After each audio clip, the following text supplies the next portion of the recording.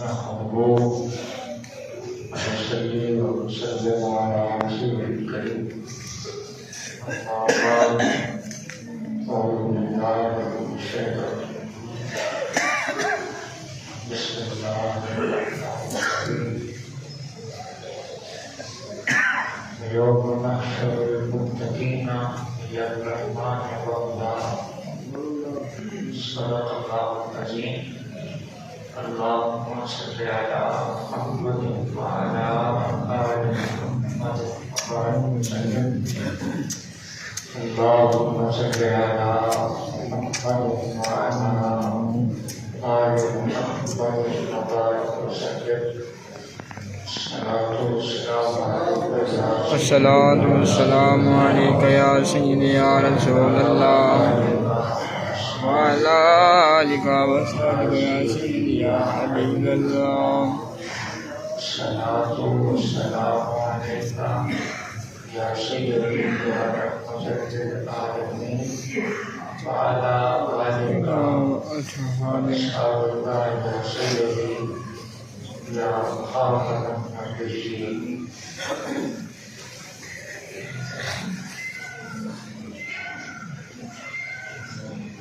میرے حضور عیسیٰ بن اعلیٰ حضور بڑی نواز حضور ثانی بڑی نواز حضور سالس بڑی نواز حضور شیخ الاسلام بڑی نواز حضور امیر شریعت بڑی نواز رضی اللہ تعالیٰ عنہ کے قدمین شریفین میں آج اللہ رب العزت کے حضور شکر گزاری کے لیے اور نعمت آئے عظما کے اظہار تشکر کے لیے اور اپنی عاجزیاں اور انکساریاں اپنے تحیات اور اپنی صلوات پیش کرنے کے لیے بارگاہ سمجیت میں حاضر ہیں.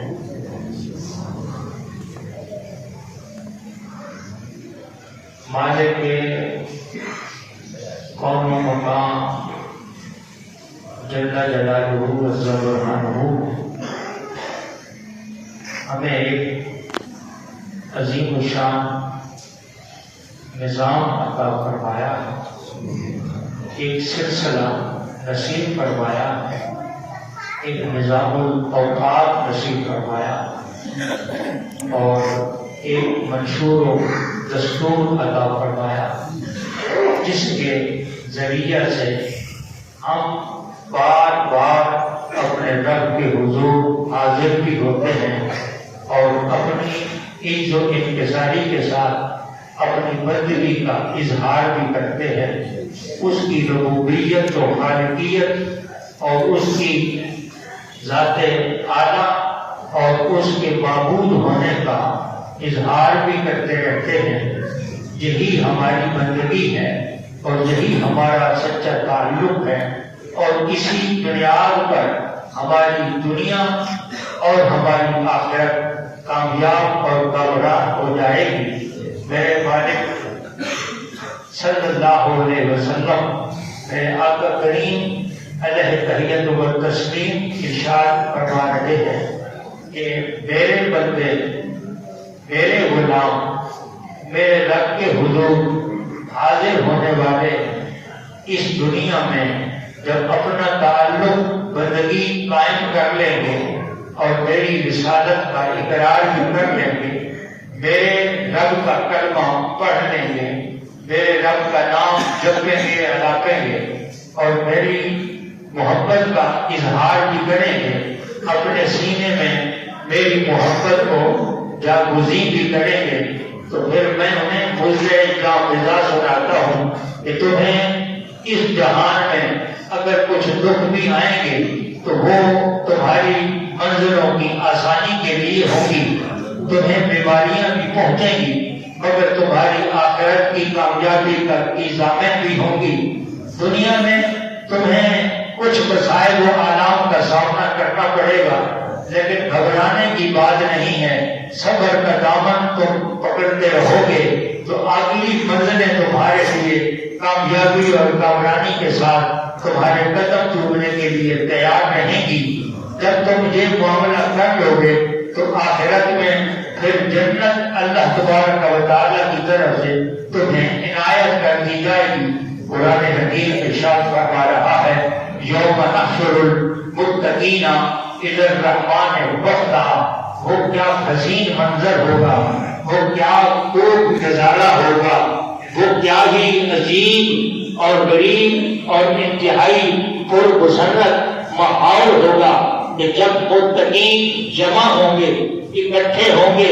جس طرح آج کا اجتماع اس بات کا تقاضا کر رہا ہے اور اسی بات کی ہوبازی کر رہا ہے، اسی طرح کے اجتماع کثیر انبوہ کے ساتھ ہوگا، اور وہ سارے کے سارے عام نہیں ہوں گے، مومنین و متقین ہوں گے۔ اور جب سارے متقین جمع ہو جائیں گے اور ان خرامہ جب چلیں گے تو یہ جانا ان کا کہاں ہوگا، ان کی منزل کہاں ہوگی، ان کا ہدف کیا ہوگا، ان کا مقام کیا ہوگا۔ ان کا مقام رب العالمین ہوگا۔ پھر وہ اللہ تعالیٰ کے حضور حاضر ہونے کے لیے سارے جمع ہو کر چلیں گے۔ رہبری اور رہنمائی کرنے والا کون ہوگا؟ میرا مصطفیٰ کریم ہوگا۔ وہ آگے آگے ہوں گے، پیچھے اللہ کے محبوب کے پیارے غلام ہوں گے، صحابہ کرام ہوں گے، اہل بیت کرام ہوں گے، اولیاء کرام ہوں گے، اس کے پیچھے متقی ہوں گے۔ اور پھر جب رب العالمین کے حضور حاضر ہو جائیں گے تو قرآن حکیم اپنے پیارے الفاظ کے ساتھ یوں بات واضح کر رہا ہے، وَيَوْمَ نَحْشُرُ الْمُتَّقِينَ إِلَى الرَّحْمَنِ وَفْدًا۔ یہ سارے متقی کل قیامت میں اللہ کی بارگاہ میں یہ سارے جب جمع ہو کر اس رحمان کے حضور جائیں گے تو وہ رحمان ان کو اپنا خاص مہمان بنا کر رسید فرمائے گا، اور خود رحمان استقبال فرمائے گا، وہ کرم نوازیاں فرمائے گا، وہ مہربانیاں فرمائے گا۔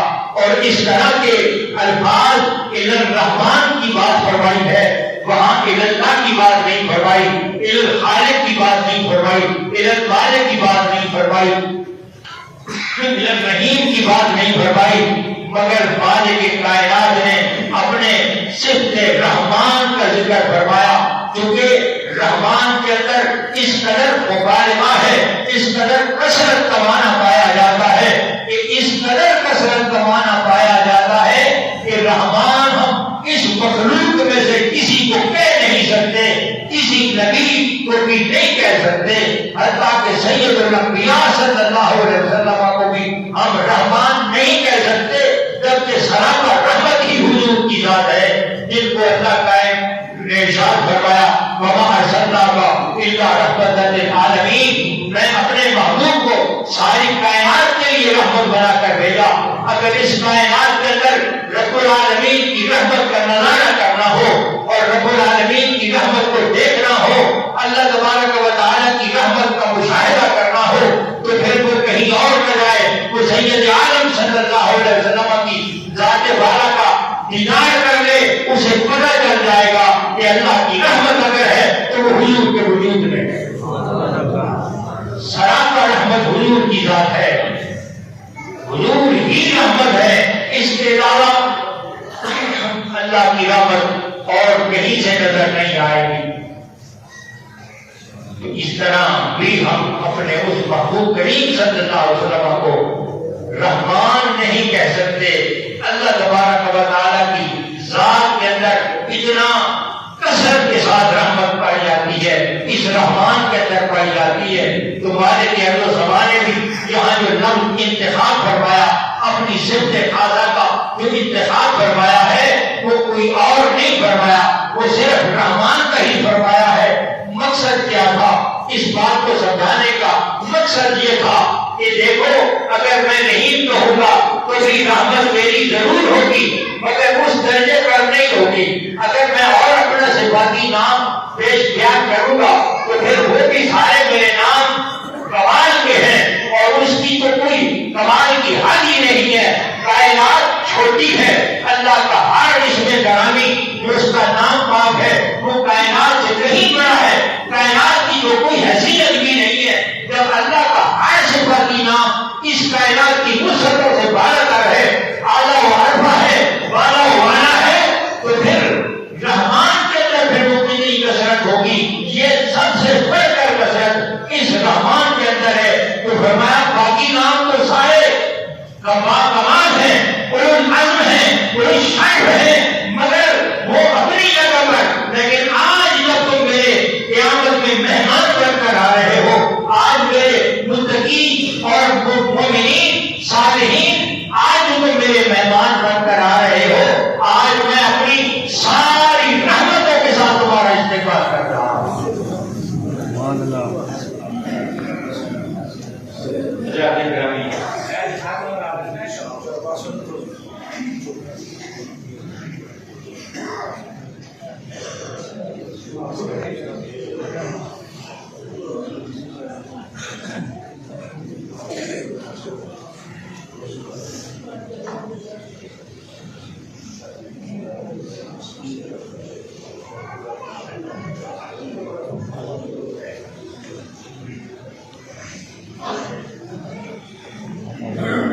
یہ بات قرآن حکیم نے ارشاد فرمایا ہے.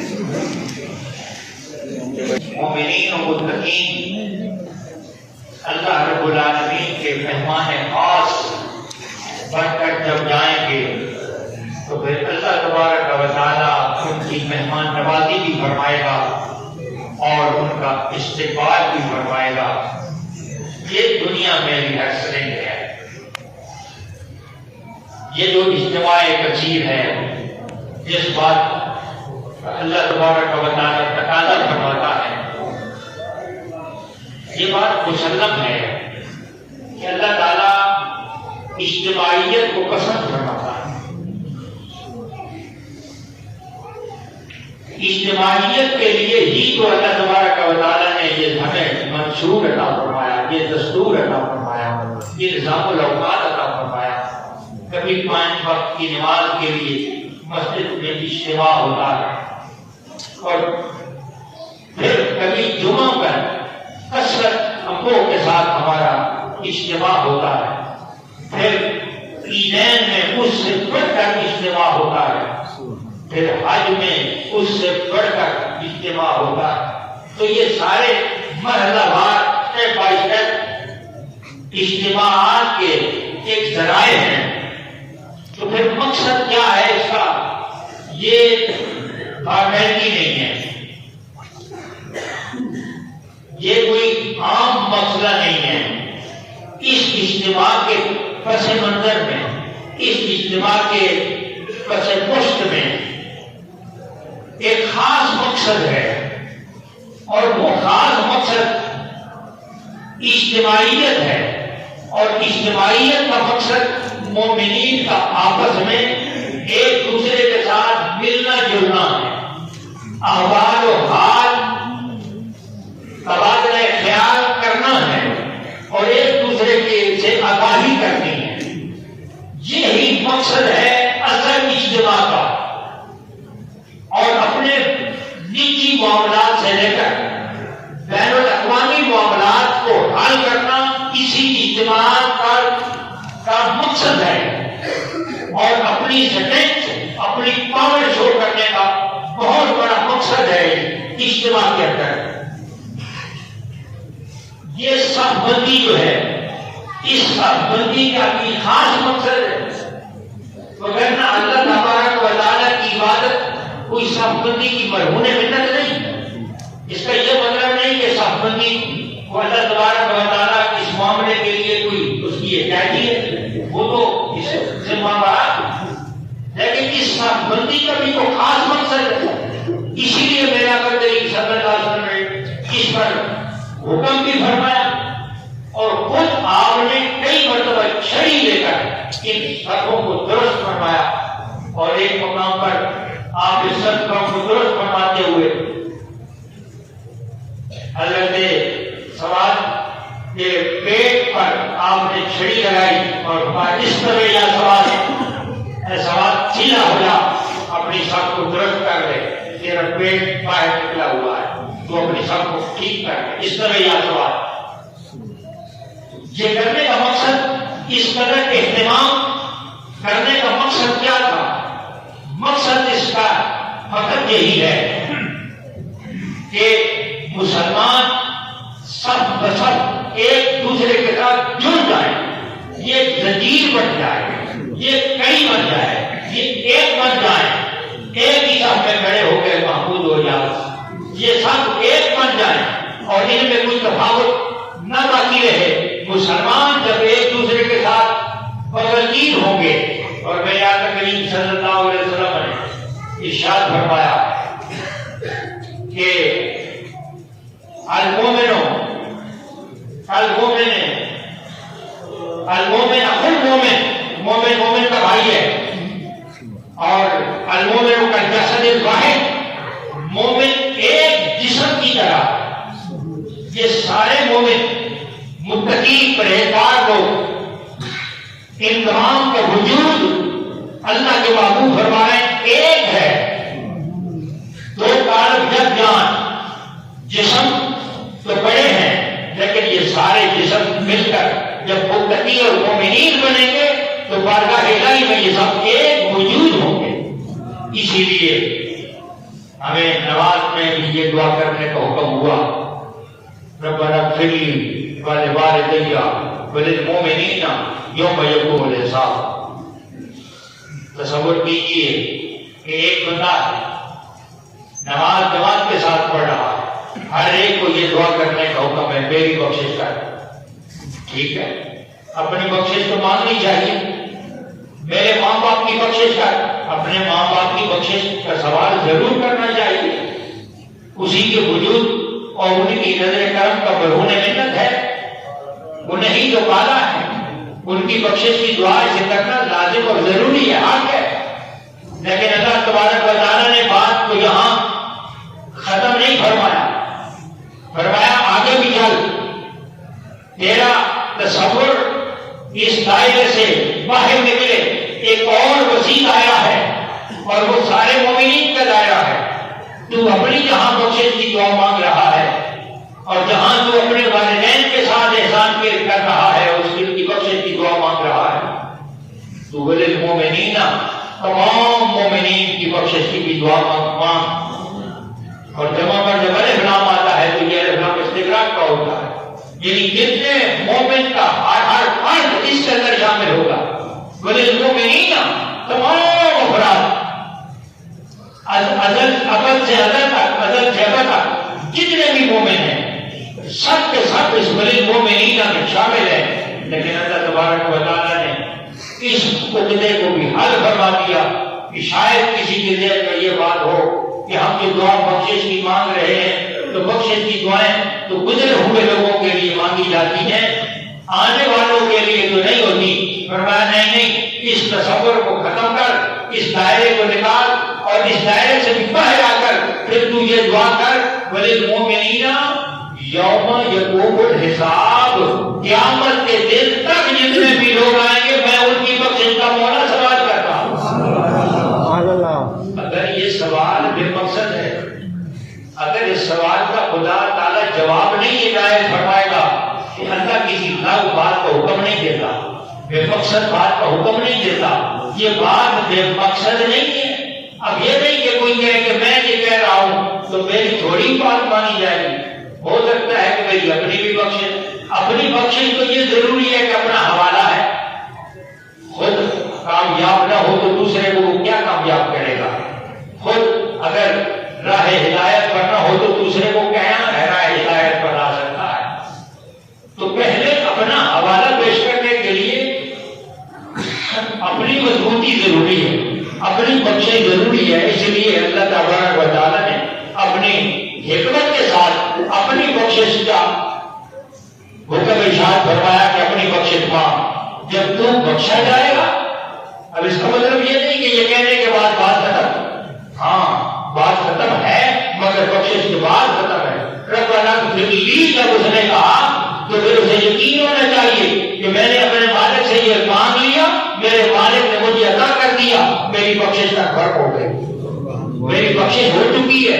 تب تو آگے بڑھنے کے لیے اللہ نے حکم ارشاد فرمایا، اگر وہ خود نہیں بخشا جائے گا تو پھر دوسرے کی بخشش کا سوال کیسے کر سکتا ہے؟ خود حوالہ بنے گا، یہ حوالہ مضبوط ہے کہ بخشا گیا ہے، اب حوالہ مضبوط ہو گیا تو فرمایا اب والدین کی بخشش کا بھی سوال کر، والدین کی بخشش ہو گئی۔ اب اللہ فرما رہا ہے کہ یہاں تک بھی بات ہو گئی ہے، تیری بخشش ہو گئی، تیرے ماں باپ کی بھی ہو گئی، تو پھر کنجوسی کیوں کرتے آتے ہیں؟ لیکن باعتبار تصور اور باعتبار فہم و ادراک تو گزرے ہوئے پر جا رہا ہے، سمجھ آ رہی ہے، لیکن اللہ تبارک و تعالیٰ فرما رہا نہیں، تیری بات یہاں تک ختم نہیں ہوگی، کیونکہ میں کریم ہوں اور میرے کرم سے تو سوال کر رہا ہے۔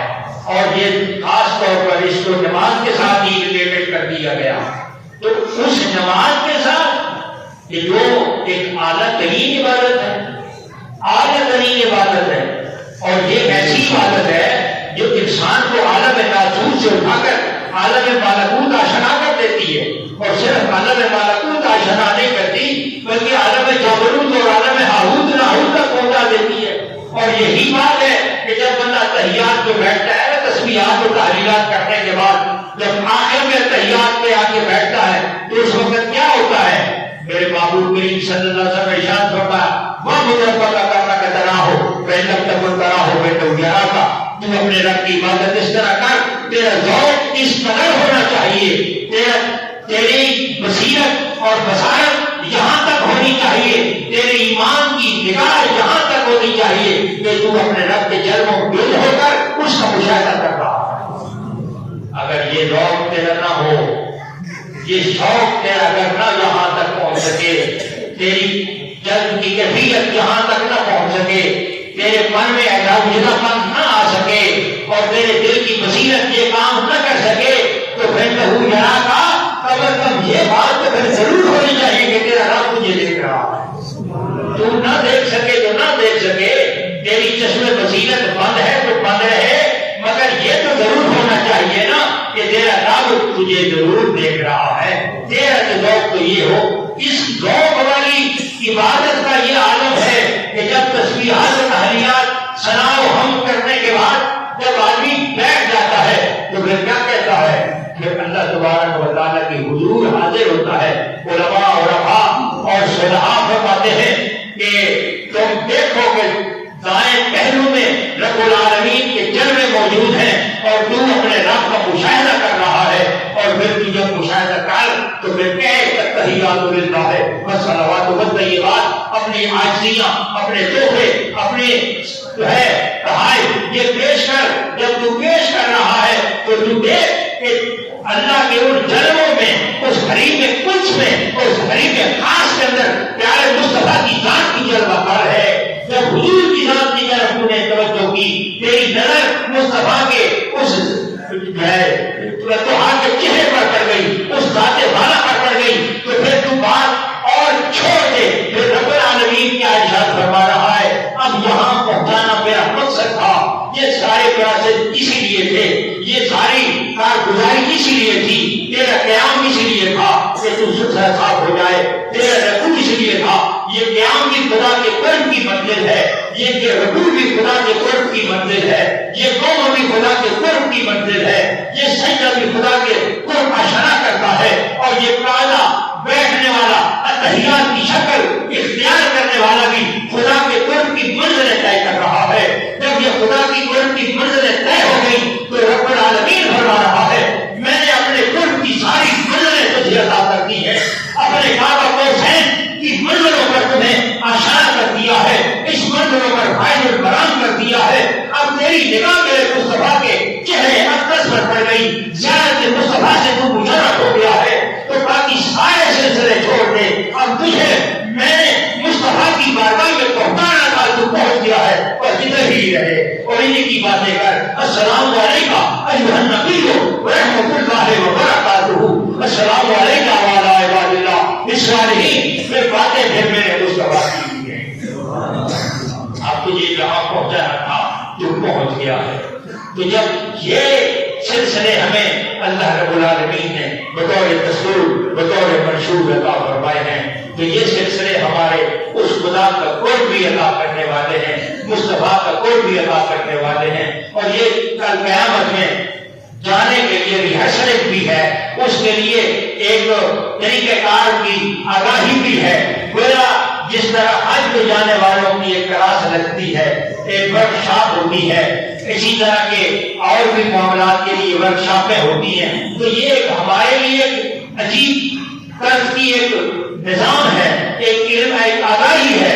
یہ آگاہی دی جا رہی ہے کہ کل قیامت میں اسی طرح تم جمع ہونا ہے, اور اس طرح جمع ہو کر تم نے جانا کہاں ہے. یوم نحشر المتقین الی الرحمن وفدا, خاص مہمان چیف گیسٹ بن کر تم رب العالمین کی بارگاہ میں جاؤ گے. تو میرا چشم تصور ہماری اس طرف جاتی ہے. لوگ ہمیں ڈراتے ہیں کہ کل قیامت میں نفس و نفسی کا پکار ہوگا, اور نفس و نفسی لوگ کہیں گے. حیرانگی کی یہ بات ہے کہ قرآن تو کہتا ہے ان المتقین فی مقام امین, مومن تو مقام امن میں ہوں گے, انہیں تو کوئی پریشانی نہ ہوگی. میرے مصطفیٰ کریم صلی اللہ علیہ وسلم ارشاد فرماتے ہیں اللہ کے وہ بندے بھی ہوں گے کہ قیامت کا جو منظر ہوگا وہ بڑے بڑے صوفوں پہ بیٹھ کر نظارہ کر رہے ہوں گے. اللہ کی رحمت خاص میں اور سائے خاص میں, اس کی رحمت کے خاص سائے میں اور اس کے انوار و تجلیات کے خاص مرکز پر اللہ کے وہ بندے قیامت کا نظارہ کریں گے. تو نفس و نفسی تو وہ کرے گا جو گناہگار ہوگا, جو کسی ولی کا دامن نہ پکڑے گا وہ تو نفس و نفسی کرے گا, اور جس کو اللہ کے ولی کا دامن مل گیا ہوگا وہ نفس و نفسی کیوں کرے گا. وہ تو کہے گا میرا رابطہ یہ ہے, میرا رہنما پیر سیال ہے, میرا رہبر پیر سیال ہے, میں نے دامن اس کا پکڑا ہے, مجھے پریشانی کی ضرورت ہی کیا ہے. جب یہ آگے آگے ہوں گے ہم پیچھے پیچھے ہوں گے. جس طرح آج کا یہ منظر نظارہ کر رہا ہے, پیر سیال آگے ہیں, ہم غلامان گناہگار جو جس قدر بھی ہیں, جس قدر بھی گناہوں سے آلودہ ہیں, ہم تک ان کے پیچھے ہیں. تو کل قیامت کا منظر اسی طرح ہوگا, ہم جیسے بھی ہوں گے ان کے پیچھے ہوں گے تو خدا کے مہمان بنے گے, اس رحمان کے مہمان بنے گے. اپنی صفت رحمان کا ذکر کر رہا ہے کہ میری رحمتیں انتہا درجے کی ہوں گی, کل قیامت میں انتہا باعث درجے کی رحمتیں ہوں گی. تو دیکھنا کہ میں تم پر کیا کرم برساتا ہوں, کیا مہربانیاں کرتا ہوں, تم حیران ہو کے رہ جاؤ گے. وغیرہ ابتدا سے تو کام شروع ہو جاتا ہے, بلکہ حدیث میں ہے کہ جب مومن قبر میں رکھا جاتا ہے تو اللہ تبارک و تعالیٰ اس کو فرماتا ہے کہ میں بندہ میرے پاس آ گیا ہے, دنیا میں تو نے جیسے بھی زندگی بسر کی ہے میرے لیے تکلیفیں جھیلی ہیں, صبر و استقامت کا پہاڑ بن کر تو نے زندگی بسر کی ہے, گزارا کیا, اب آ گیا ہے تو میں تجھے تحفہ دینا چاہتا ہوں, اور یہ پہلا تحفہ ہے. وہ بتا کرے گا یا اللہ پہلا تحفہ تو بے نیاز ذات ہے, میں تیرا گناہگار بندہ ہوں, تو بے نیاز ہو کر مجھے تحفہ دیتا ہے. اللہ فرماتا ہاں میں تجھے تحفہ دیتا ہوں, یا اللہ مہربانی کرم نوازی تیری. فرمایا میں تحفہ پہلا تیرا یہ دیتا ہوں, جو بھی تیری نماز جنازہ میں شریک ہوا میں نے سب کی بخشش کرتا ہوں. یہ پہلا تحفہ ہے, بخشش تو یہ پہلا تحفہ ہو ہی گیا ہے, عنایات کا سلسلہ تو یہ پہلے ہو ہی گیا ہے, بخشش کا تحفہ تو یہ ہو ہی گیا ہے. اور جب وفد اور خاص مہمان بن کر رحمان کے پاس جائے گا تو پھر رحمان جو مہربانیاں کرے گا وہ مہربانیاں کیا ہوگی, وہ بخشش سے بالا تک ہے. سلوک کا, رمضان شریف کے روزوں کا, رات کے قیام کا تمام خلاصہ یہ ہے کہ انسان کے قلب کو رکت کرانی چاہیے. اور اس رکت کا سب سے بڑا عمل وہ حسن سلوک ہے, وہ محبت, وہ انس, وہ پیار, وہ معاشرت, وہ تعلق ہے. مگر چاہیے ہمیں رمضان شریف کے روزوں کا اصل مقصد حاصل کریں,